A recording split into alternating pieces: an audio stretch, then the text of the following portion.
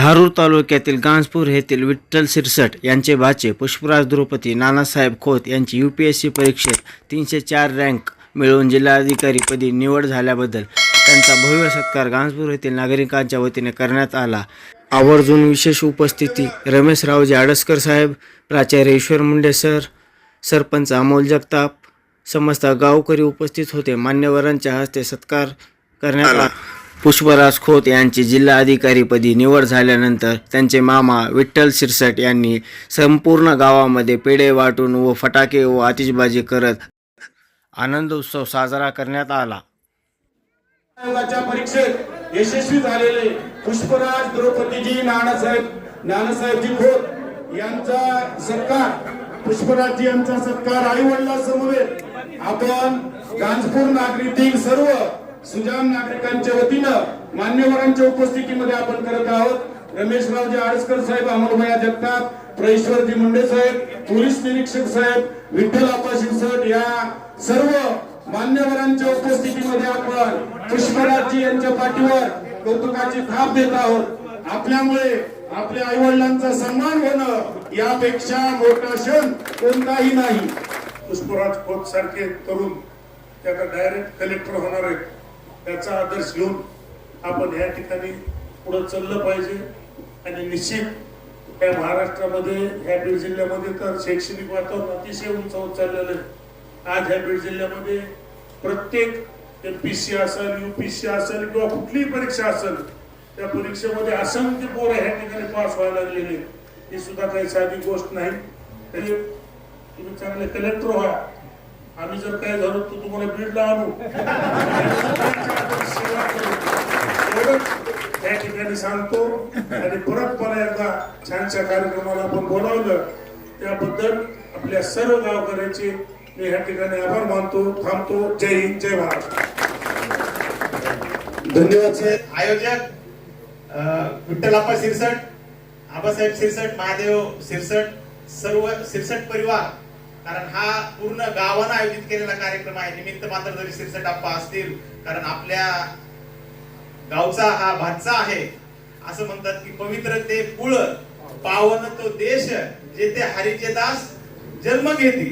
तुमचं गाव तिकडे आणलं तरी जन्म इथेच झाला असेल, कारण आजोळाचा शक्यतो जन्म सगळे आजोळामध्येच होत असतात। तर आपलं गाव खरोखरच धन्य आहे। विकासाच्या बाबतीत कुणी म्हणलं थोडं मागे राहिले तर राहिलेलेच आहे, विकास होत राहील, विकास ही होणारी प्रक्रिया आहे। परंतु गांजपूर हे खरोखरच धन्य आहे, कारण पुष्पराज सारखा एक मुलगा आपल्या गावचा भाचा आहे। हे 100 वर्षापासून हे सांप्रदायिक क्षेत्रातलं घर आहे आणि त्यांच्याच पुण्याईनं आपल्याला हे फळ मिळाले। कारण हरिपाठामध्ये असं म्हटलेलं आहे की 21 कुळ इकडचे आणि 21 कुळ इकडचे। तुमचं तर मला वाटतं दुसरं का तिसरंच कुळ आहे। आणखी तुमच्या पुढच्या 18-19 पिढ्याला या घराण्याचा आशीर्वाद मिळणार आहे। त्याच्यामुळे हे पावन भूमीमध्ये तुमचा या ठिकाणी सन्मान होतोय। मुलाकडचे 21 कुळ आणि मुलीकडचे 21 कुळ उद्धारत असतात चांगल्या पुण्यवान माणसाच्या घराचे। तर तसं या ठिकाणी हे कुळ आहे। तुम्हाला शुभेच्छा आहे, शुभ आशीर्वाद आहे। आपलं नाव होण्यासाठी तुम्ही एक चांगले आयकॉन, आदर्श अधिकारी व्हावेत आणि आम्हालाही वाटावं की खोत साहेब आमच्या गावचे भाचे आहेत, तुम्हाला राष्ट्रपतीच्या हस्ते सन्मान व्हावा तुमचा, अशी या ठिकाणी शुभेच्छा व्यक्त करतो। तो ग्रामपंचायत गांजपूरच्या वतीने अभिनंदन करतो। तुमचा भाषण झाल्यानंतर ग्रामपंचायत गांजपूर तुमचा सत्कार करणार आहे, त्यांच्या वतीने शुभेच्छा देतो आणि आपल्या सर्वांचा आभार मानतो आणि तुम्हाला विनंती करतो की आपलं मनोगत व्यक्त करावं, सत्काराला उत्तर द्यावं। जोरदार टाळ्या वाजून एकदा। काही जास्त फॅन्सी भाषा वापरणार नाही, सगळ्यांना समजेल असं कडक मराठीत बोलतो। सगळ्यात अगोदर आमचे आजोबा, माझे दादा, त्यांच्या डोळ्यासमोर मला हे यश संपादन नाही करता आलं, याचं मला सगळ्यात जास्त खेद आहे। मागच्या वर्षी इंटरव्ह्यू दिला होता आणि रिझल्ट लागायच्या अगोदर दादांच्या डेथ झाली।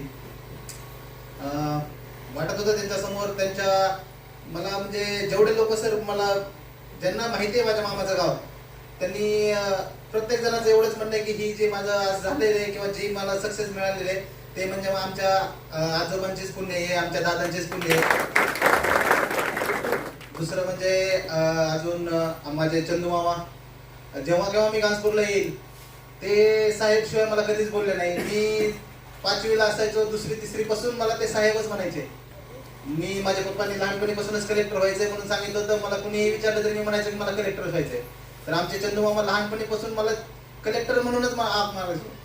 आणि माग मला जेव्हा बँकेत नोकरी लागली होती तेव्हा मी भेटायला आलो होतो, तेव्हा पण मला त्यांनी सांगितलं होतं की आपल्याला इथं थांबायचं नाही, आपल्याला कलेक्टरच व्हायचंय. आणि ती एक खेद वाटते की त्यांच्यासमोर मी लवकर नाही झाला होता आलं, मला थोडा टाइम लागला. आणि तिसरे आमचे विष्णू मामा की मी खूप लहान होतो, मला त्यांची जास्त खूप कमी गोष्टी आठवतात. पण त्यांच्यासोबत मी तांबवा रोडवरून यायचो. रोड पण चांगला होता, पण आता रोड चांगला झालाय. तर रस्त्याच्या बाजूला छोटे छोटे घरं दिसायचे, एकच आजी किंवा एक दोन म्हातारे लोक दिसायचे घरामध्ये. तेव्हापासूनच म्हणजे मला आमच्या गावाविषयी एवढं वाटत नव्हतं वाईट, तेवढं घासपूर विषयी वाटायचं की असं शेतामध्ये लोक राहायचे, छोटे घरं कुडाचे तिकडं घरं असायचे पलीकडल्या साईडला. आणि एक दोनच म्हातारे आजी असेल किंवा आजोबा एक दोघं जण दिसायचे. असं भयानक बेकार वाटायचं की यार काहीतरी करायचं यांच्यासाठी. म्हणजे मला UPSC प्रिपरेशन मध्ये असतो मी आठवायचं मला हेच, यार असे जे लोक आहेत गावामध्ये जिकडं तिकडं की बाबा त्यांना त्यांच्यासाठी काहीतरी करायचंय. आणि नंतर जे काही वरिष्ठ सगळे मंडळी आहेत, सगळ्यांचे मला नाव माहित नाही, ते सर्वांचे खूप खूप धन्यवाद की त्यांनी या ठिकाणी माझ्या पूर्ण फॅमिलीचा सन्मान केला. ऍक्च्युली हे जे सगळं करण्याच्या मागचा माझा अट्टास तोच आहे की कुठंतरी म्हणजे बाकी आमदार खासदार लोक असतील त्यांना लय मान भेटतो, असं काही मला कोणाला म्हणायचं नाही, पण खरं आहे ते. पण मला माझ्या आई वडिलांना तो सन्मान मिळवून द्यायचा आहे, हे मी इथं कधीच थांबणार नाही. जसं तुकाराम मुंडे सरांचं नाव घेतलं, तेंडुलकर सर असतील, असंच माझं नाव जोपर्यंत येणार नाही ना तोपर्यंत माझा प्रवास थांबणार नाही. हे जस्ट मी जेव्हा बँकेत काम करत होतो किंवा तालुका अधिकारी पदावर काम केलं, मी बघितलं की मला किती माझी पोहोच आहे, किती लोकांपर्यंत मला पोहोचता येते, मला काय करता येते. त्यामुळं मला तिथं कामच करायची इच्छा राहत नव्हती, कारण मला काय करताच येत नव्हतं. आता मला असं वाटतं की इथून मी खरं काहीतरी करू शकतोय. आणि जी काही आता पूर्ण जिल्ह्यामधल्या 350 जवळपास कमिटी असतील, प्रत्येक गोष्टीला कमिटी आहे आणि त्या प्रत्येक कमिटीचा अध्यक्ष असतो जिल्हाधिकारी. म्हणजे त्याच्याकडे पॉवर असते, सगळ्या गोष्टी इन्फ्लुएन्स करू शकतो तो पूर्ण जिल्ह्यातल्या. तेव्हाच जेव्हा आपण एखादी गोष्ट इन्फ्लुएन्स करण्याची आपल्याकडे पॉवर आहे तेव्हाच आपण तिथे विकास करू शकतो. त्यामुळं मला या ठिकाणी जाणं खूप गरजेचं होतं. आणि लहानपणीपासूनच आमच्या पप्पांनी मला दुसरं काय म्हणजे मला माहीतच नव्हतं दुसरं पद, तेव्हापासून आमच्या पप्पांचं तेवढंच होतं की आपल्याला कलेक्टर व्हायचंय. पहिलं तर बालवाडीपर्यंत शाळेतच कधी गेलो नाही आम्ही.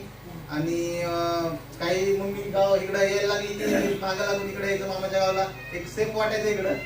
आणि मग पहिलीपासून कसं मार खाऊन धोडपून शाळेत लावलं पप्पांनी. मग पण एकदा शाळेत गेल्यानंतर म्हणजे एवढं पप्पांनी आमच्या हे केलं की घरी मी आलो तरी संध्याकाळी झोपेपर्यंत 5 नव्हे 7 नव्हे 8 नव्हे 85, म्हणजे पहिलीमध्ये मला 30 पाडे पाठ झाले होते. तिथून म्हणजे जसं मला म्हणजे माझा रोडमॅप त्यांनी पूर्ण सेट केला. माझे पप्पा असतील आणि आमचे दादा, म्हणजे आता शाळेमध्ये सगळे लेकरं जातात पण त्यांचे आई वडील शाळेत किती वेळ जातात हे खूप म्हणजे कमी वेळेस दिसतं. आता मी शाळेत असताना माझ्या वर्गातल्या कुणाचेच आई वडील शाळेत येत नव्हते, पण आमचे दादा दर 8 दिवसाला शाळेत असायचे. मी टॉपर असून सुद्धा शाळेतून प्रत्येक शिक्षकांना म्हणायचे की अभ्यासच करीत, म्हणजे तिथं भयानक परेशानी व्हायची माझी. तर मला वाटतं की प्रत्येक पॅरेंट्सनी त्यांच्या विद्यार्थ्याच्या मागं असं लागलं पाहिजे की बाबा शिक्षकांना जाऊन भेटणे, कंटिन्युअस बघणे प्रोग्रेस की बाबा काय करतोय आपलं लेकरू. कारण आता सुद्धा मी जेव्हा माझा इंटरव्ह्यू होता सर तेव्हा मला प्रश्न विचारला त्यांनी की सध्याची जी आपली यंग लोक आहेत, यंग जनरेशन यूथ, यांचा सगळ्यात मोठा प्रॉब्लेम काय. मी सांगितलं प्रॉब्लेम की बाबा शिक्षणाचा अभाव आहे, एम्प्लॉयमेंट नाही आहे, हेल्थचा अभाव आहे. पण त्यांनी मला एक प्रॉब्लेम जो की रिअल प्रॉब्लेम आहे की मोबाईलचा यूज, हा प्रॉब्लेम त्यांनी निदर्शनास आणून दिला आणि त्यांनी पुन्हा ह्याचे सोल्युशन पण विचारलं. तर खरंच आपल्या जी नॉर्मल एक युवा आहे आपल्या इथला, नॉर्मल कोणी असेल, इव्हन आता मी नाही कारण मी मोबाईलच वापरत नाही जास्त, पण कोणी असेल, आमचा मदत पण असू द्या, तर कामावर असताना कामावर बसल्या बसल्या 10 तास ऑनलाईन मोबाईलवर कंटिन्यू रील्स चालूच. तर ह्याच्यामध्ये एवढा टाइम जातो आपला, एवढा टाइम जातो की बाकी त्याच्यामुळे कॉन्सन्ट्रेशन होत नाही, प्रोडक्टिव्हिटी कमी होते, एफिशियन्सी कमी होते.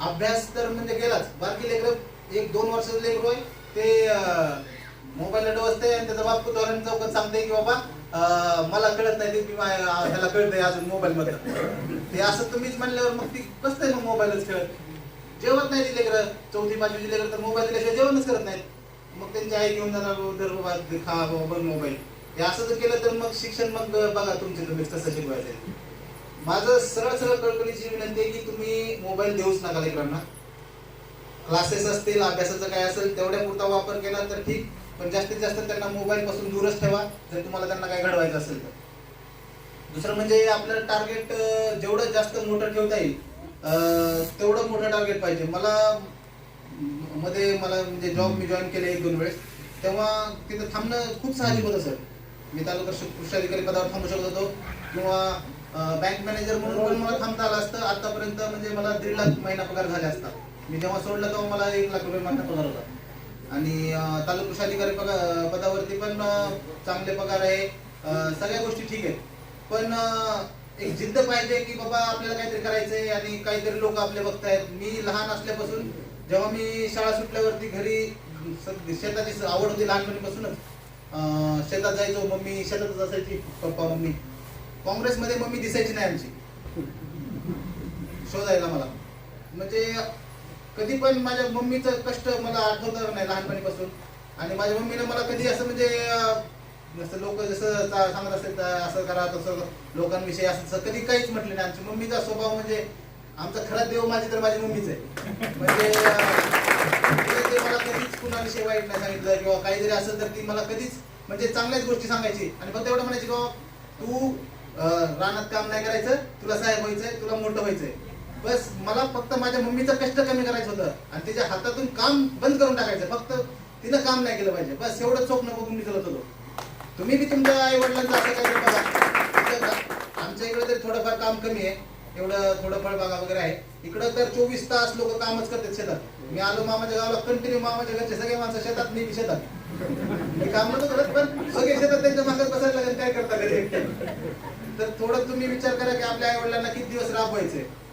तितकं असंच जसं त्यांच्या आई वडिलांनी केलं तुमच्या आई वडिलांनी तसंच करायचं तुम्ही पण आयुष्यभर कामच करायचं असेल तर मग जसं चालतंय तसं चालू द्या नाहीतर तुम्ही हे व्हील ब्रेक करून काहीतरी वेगळं एखाद्या चांगल्या पदावरती गेलात किंवा उद्योगधंद्यामध्ये गेलात तर एक तुमच्या कुटुंबासाठी पण एक चांगली गोष्ट होऊ शकते भविष्यामध्ये आणि तुमच्या कुटुंबाचा विकास होऊ शकतो याच्यामध्ये मागच्या पिढ्यांचं काय झालं काय नाही याच्यापेक्षा तुम्ही काय करू शकता तुम्हाला खूप जास्त ऑपॉर्च्युनिटी आहे माझं काय होतं काहीच नव्हतं इथून तांब्याला जायला रोड नव्हता म्हटलं की मी पावसामध्ये आमचे दादा मला खांद्यावर बसून आणायचे इथं मला अजून आठवते लहानपणीचं एवढी म्हणजे सुख सुविधा खूप जास्त वाढलेल्या आहेत फक्त तुम्हाला समजून घ्यायची गरज आहे की आता आपण काय केलं पाहिजे आणि त्यामुळे मला सगळ्या जे काय आता जास्त विद्यार्थी दिसत नाहीत पण एखाद्या दिवशी येईल सर मी इथं कॉलेजला आणि तेव्हा मी त्यांच्यासोबत संवाद साधेल आणि जसं सरांनी सांगितलं किंवा सगळ्यांच्याच अपेक्षा आहेत की जेव्हा माझी निवड आता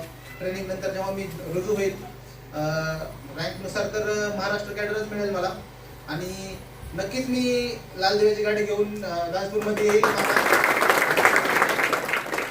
जे काही आमच्या मामांनी आबा यांनी सगळ्यांनी जो हा वारसा चालू ठेवला आमच्या दादांचा समोर सप्ताचा खरंच म्हणजे याचंच खरं तर यश आहे सगळ्यांचं हेच म्हणणं आहे आणि मी पण खूप म्हणजे ओव्हरवेल्ड नाही या सगळ्या गोष्टींमुळं आणि खूप मी म्हणजे काहीतरी करू शकलो आणि इथून पुढं म्हणजे माझ्या मम्मीचं आणि पप्पांचं नाव अजून कसं मोठं होईल याच्यासाठी मी कार्यरत राहील आणि जे काही लोक मी आजपर्यंत बघितले ज्याचं मला मी विचार केला की याला काहीतरी याच्यासाठी काहीतरी करायचं याच्यासाठी काहीतरी करायचंय त्या सगळ्यांसाठीच मी काहीतरी करून दाखवलं आणि माझं नाव जसं तुकाराम मुंडे साहेबांचं नाव वगैरे आपण घेतो असं एक्झाम्पल नाही दुसऱ्यांचा जेव्हा सन्मान होईल त्या भाषणामध्ये माझं नाव तुम्ही घेतात असं जर मी काम करेल त्याची मी तुम्हाला गॅरंटी देतो आणि थँक्यू व्हेरी मच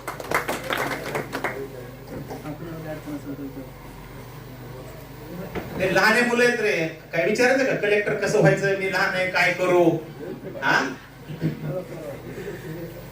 खरं कॉलेजमध्ये कार्यक्रम असतात तर थोडी आणखी मजा आली असती कारण लहानपणापासूनच मुलं मला कलेक्टर व्हायचंय पण नेमकं काय करावं लागतंय माहित नसतंय आपण कॉलेजमध्ये कार्यक्रम ठेवू आणि मग ते मुलाबरोबर संवाद वगैरे ठेवू सगळ्यांसाठी नाश्त्याची व्यवस्था आप्पांनी केलेली आहे आता आभार प्रदर्शन होईल. ज्याला आणखी फोटो काढायचे ते पुष्प